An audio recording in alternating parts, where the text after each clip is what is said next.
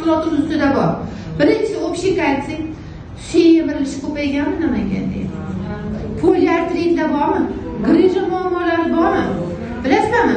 Nuqul man kalsiyni ko'tarsam, odamda man deydi, suyaklari og'riydi deydi. Man oyog'im yaxshi deydi.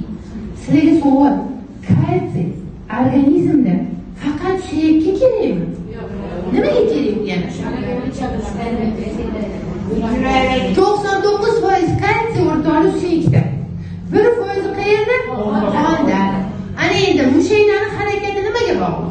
Kalsiy. Yurakdan qon otilib chiqishi nimaga bog'liq? Kalsiy. Menga qarab turishingiz nimaga bog'liq? Tilingizni ishlatishingiz nimaga bog'liq?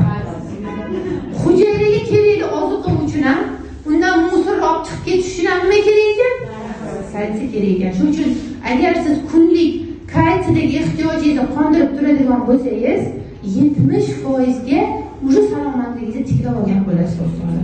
Ana shuning uchun ham qariyada borgan sari vaqt ketdi. Bu qarimay qo'yinglar. Yoshlarimiz mana shunday yuradigan bo'lgan bo'lsin. Ko'ryapsizmi? Kalsiy defitsitdan. Ana shuning uchun bizda 3 xil kalsiyimiz bor. Bolalar uchun umumiy kalsiy va yana bitta zo'r kalsiyimiz bor.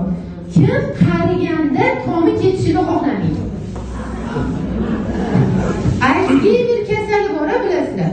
Qariyda nima deyotganini bilmaydi, qayerga ketayotganini bilmaydi. Alloh asrasin bunaqa muammodan. Mana shu mazgovoy kalsiyimizning tarkibida litsetin bilan taurin bor. Miya hujayralari, miyalarimiz bor. O'sha miyamizning 80-90% nimadan iborat? Litsetindan iborat. Eng kuchli miyamizning ozuqasi hisoblanadi. İç kerak ekanmi? Studentlarga bering, ota-onangizga bering, bolalarga bering, insultdan keyingi holatlarda bering. O'sha reabilitatsiya paytlari juda ham zo'r yordam beryapti. Ana endi keyingi